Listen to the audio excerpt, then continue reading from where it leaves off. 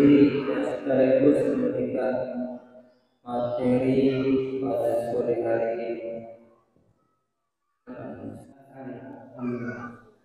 Yang kita berkesempatan menyampaikan dan perkenalan dirinya terlebih dahulu, setelah itu memberikan sedikit materi tentang apa tasawuf atau tentang apa yang ingin disampaikan.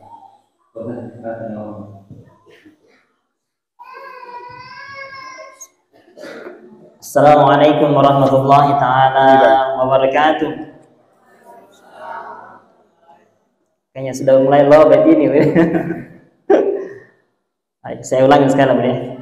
Assalamualaikum warahmatullahi ta'ala wabarakatuh. Satu kali lagi Bu ya, satu kali lagi. Saya mau ada penelitian ini dan saya mau Assalamualaikum warahmatullahi ta'ala wabarakatuh. Yang kedua, salam yang kedua tadi itu lebih ramai daripada yang ketiga, apalagi yang pertama. Ada resep yang ingin saya sampaikan, tapi sebelumnya sama dengan tadi Ustadz Muhammad Ridwan Laimbani, beliau dipanggil di sana di daerah kami Laimbani, Muhammad Ridwan Laimbani, bahwa kami dari Jeneponte Bu terlebih dahulu mohon maaf sebesar-besarnya, kami baru datang tanggal 24 Agustus pertama kali saya ke sini. Jadi ombak itu deras, pokoknya malamnya itu semalam suntuk naik di kepala aku itu, mau keluar tapi saya tahan-tahan. Tidak pengalaman naik ferry. Mohon maaf sebesar-besarnya Bu, kami tetap belajar untuk belajar bahasa Selayar. Tapi di tahap-tahap awal kami ini izinkan kami untuk menggunakan bahasa Indonesia. Perkenalkan Ibu, nama saya Fathu Rahman Awing. Jadi biasa dipanggil Fatur, biasa dipanggil Rahman, biasa juga dipanggil Awing, karena tiga ini kosakata. Tapi paling kusuka kalau ada yang panggil ke rumah Pak makan ayam bakar. Itu panggilan yang paling saya suka.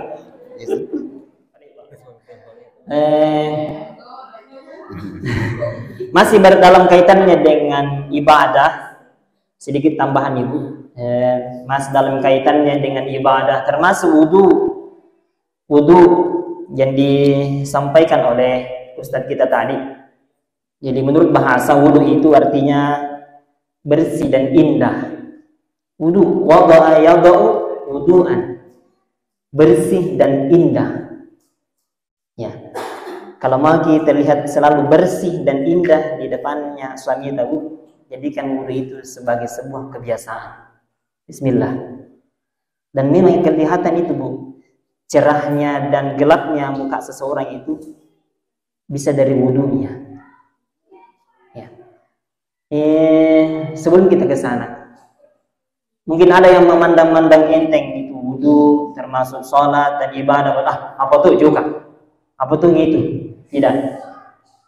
Ada sedikit kisah yang ingin saya sampaikan berkaitan dengan ibadah, termasuk wudu, yang selalu memandang enteng wudu sebagai persyaratan untuk sholat. Ada seorang bayi,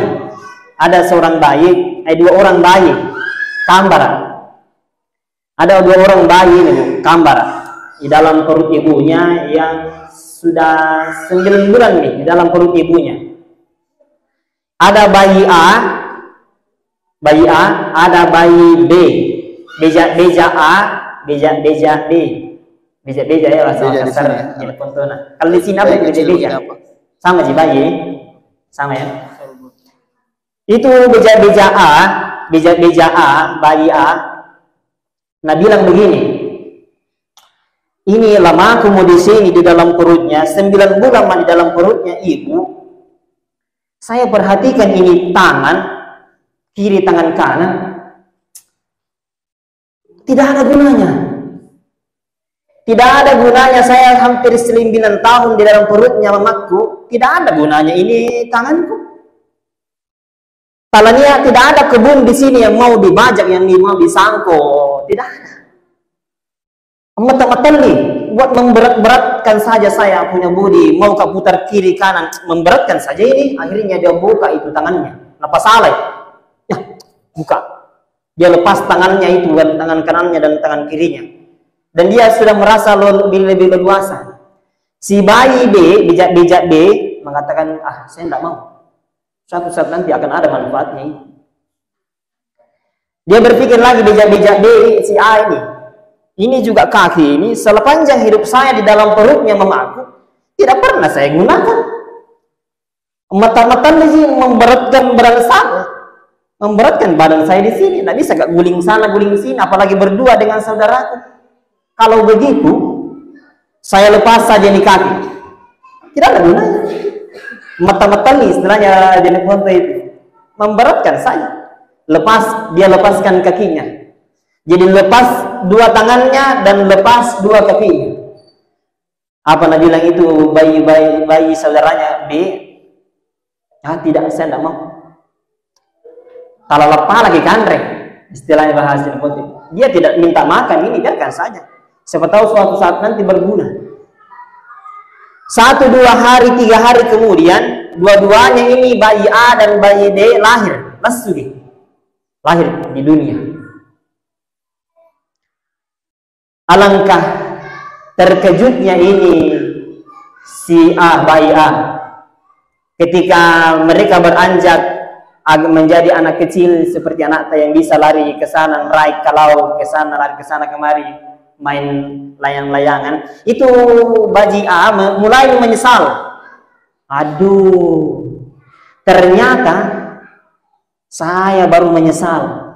Memang tanganku, kenapa saya lepaskan tanganku dulu?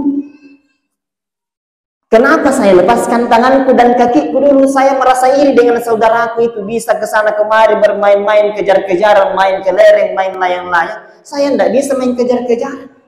Karena sudah kulepas kakiku dulu. Saya pandang enteng tanganku ini dan kakiku. Dia pandang enteng dan dilepas waktu di perutnya ibunya. Akhirnya dia lahir menjadi bayi yang cacat. Besar, dia melamar di perusahaan ini. Dia diterima, tidak diterima. Karena dia cacat. Tidak ada yang bisa dilakukan. Kecuali hanya digendong dan menyusahkan orang lain. Ini pelajaran ini. Pelajaran. Bahwa itu di perutnya ibu, kita di satu alam. Banyak hal yang anggota tuh di badan itu yang mungkin tidak berfungsi. Kenapa matu-matunna belum ada fungsinya itu anggota badan tangan dan kaki di dalam perutnya ibu. Tetapi ketika kita berpindah dari alam dunia, alam rahim ke alam dunia yang lebih luas, maka disitulah di dunia ini difungsikan ini tangan dan kaki. Menurut ulama alam dunia ini itu seperti sebutir telur yang terlalu kecil itu telur. Ketika anak ayam itu keluar dari cangkang telurnya, keluar dari dunia ini ke dunia ini, dia akan takjub, ternyata dunia yang saya tinggali dulu terlalu kecil. Sama dengan wudhu. Banyak orang yang memandang enteng itu wudhu di dunia tempat kita ini. Biasa itu wudhu. Jangan kesantai kok. Itu di dunia. Sama dengan sholat. Pandang-pandang enteng sholat. Sebentar pi. Ya waktu asar baru di jam 5 lewat. Sebentar pi. Tetapi dia akan menyesal ketika dia terlahir meninggalkan alam dunia ini dan menyeberang ke alam seberang. Yaitu alam kubur. Ya. Sama dengan tadi itu bayi. Ketika di dalam perutnya ibunya, dia pandang enteng itu tangannya. Tidak ada gunanya ini. Tidak ada gunanya kaki. Tetapi ketika dia menyeberang, lahir ke dunia, dia baru menyesal. Manfaatnya itu tangan. Sama dengan di dunia ini. Ada orang yang memandang enteng sholat. Apa itu tuh sholat? Apa gunanya itu pahala? Tidak terlihat. Kasih lihat sendiri kayak itu mana pahala, yang mana pahalanya wudhu. Tidak ada gunanya itu wudhu. Nanti ketika dia berpindah alam, atlet alam dari alam dunia pindah ke alam kubur, barulah diperlihatkan oleh Allah. Ini pahala wudhumu, ini pahala sholatmu, ini pahala tahajudmu, ini pahala senyumanmu kepada tetangga-tetanggamu, ini pahala sedekahmu kepada tetanggamu, ini pahala bantuanmu ketika tetanggamu minta bantuan dan kamu memberikan bantuan pas yang dia butuhkan. Belum di dunia ini kita rasakan itu pahala, apakah dia bagaimana? Tapi tidak semua yang tidak kelihatan seperti pahala tidak ada gunanya. Saya tanya dulu, Bu, siapa di antara kita yang pernah melihat pahala? Mau tanya ke dulu, bagaimana itu kelihatannya itu pahala? Pahala wudhu. Pernah dilihat itu pahala bagaimana, berjenggot atau berkacamata seperti saya? Pernah dilihat itu pahala? Tidak pernah. Tapi jangan dipandang enteng yang tidak terlihat. Karena bisa jadi itu lebih dahsyat yang tidak terlihat daripada yang terlihat. Saya tanya kita lagi. Pernah dilihat pulsa? Pernah dilihat pulsa, Ibu? Semua di sini pakai HP ya, sering menelpon ya. Sering menelpon dulu, ada semua HP saya yakin. Muka-mukanya Ibu, muka-muka suka menelpon saya lihat ini. Tetapi itu pun HP Ibu, harus ada pulsanya baru bisa menelpon. Harus. Kalau saya mau tanya bagaimana itu wujudnya, antekan matanjana, bagaimana rupanya perwujudannya itu pulsa, tidak ditahu. Kalau saya cek bintang 888 pagar muncul ki 10.000. Ini pulsa aku Ustaz, 10.000. Oh tidak, bukan pulsa itu, Bu. Sejak dulu saya belajar tahun 80-an, 90-an lah, saya belajar di SD. Itu 10010.000 itu bukan pulsa yang mengajarkan guru. Ini anak pulsa 10, tidak, itu namanya angka 10000. Jadi yang tertulis di HP itu ketika kita bintang 11000 10.000 itu bukan pulsa, angka yang menunjukkan banyaknya pulsa. Kalau kita mengirim SMS satu kali berkurangi Rp500, berarti Rp9.500 tersisa. Kemana itu perginya itu yang Rp500? Kita lihat di keluar dari HP terbang-terbang begini. Tidak kelihatan itu pulsa terbang dari keluar dari HP. Tapi adakah pulsa? Ada. Sama dengan pahala wudhu, Ibu. Tidak kelihatan, tapi ada dah. Ada. Dia tidak terlihat tapi dahsyat. Kita tidak lihat di alam dunia ini, tidak memperlihatkan di Allah. Nanti di alam kubur setelah kita keluar dari alam dunia ini, pahala wudhu Ibu, wudhu jaga baik-baik. Kenapa? Karena dia tangga untuk naik loteng. Loteng itu perintah wudhu. Satu-satunya jalan untuk naik ke loteng anggaplah wudhu.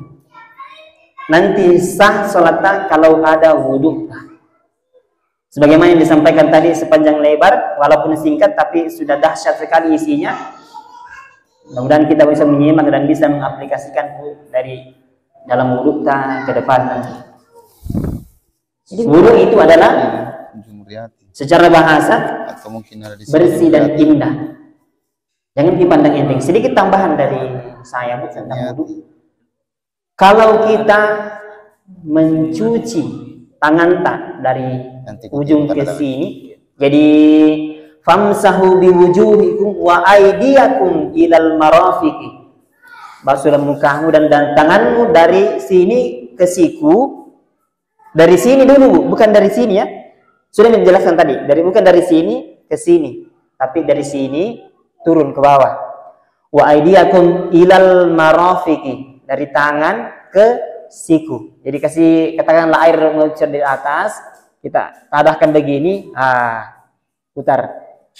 Dan digosok-gosok. Kenapa digosok-gosok? Mata ini, Bu, mata tidak bisa melihat sekecil-kecilnya ini pori-pori. Tapi percayalah Ibu, saya mau perlihatkan ke ini gambarnya bagian kulit tapi bermasalah ini saya punya proyektor, baru saya kasih nyala lagi sekian lama. Ini tangan ini kulit sama dengan kalau mandi junub harus kita ulus-ulus begini. Kenapa? Kulit itu, Bu, tidak lurus. Tidak lurus ki semulusnya ini tegel. Dia berundak-undak, makanya itu ada bulu di sini, artinya ada pori-pori. Jadi harus dikalusui ceritanya kalau bahasa Makassar. Kalusui begini, supaya pori-pori itu turunnya air di situ. Digosok. Harus digosok. Terima kasih Bu atas.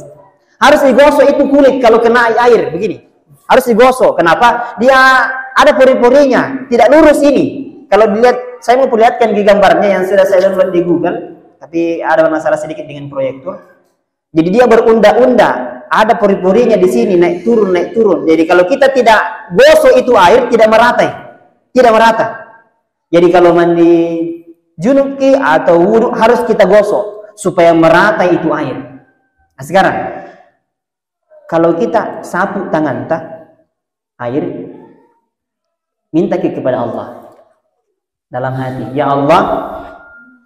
Jadi nanti akan ada orang di hari kiamat nanti Bu, diterimakan catatan amalnya dengan tangan kanannya, dan ada orang yang diterimakan catatan amalnya selama di dunia dengan tangan kirinya. Disitulah kita minta, ya Allah, berikanlah catatan kebaikanku di dunia dengan tangan kananku, ya Allah. Minta di situ ketika kita cuci tangan kita.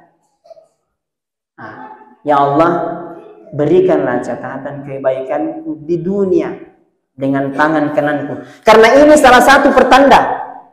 Kalau ada makhluk Allah manusia yang diterimakan dengan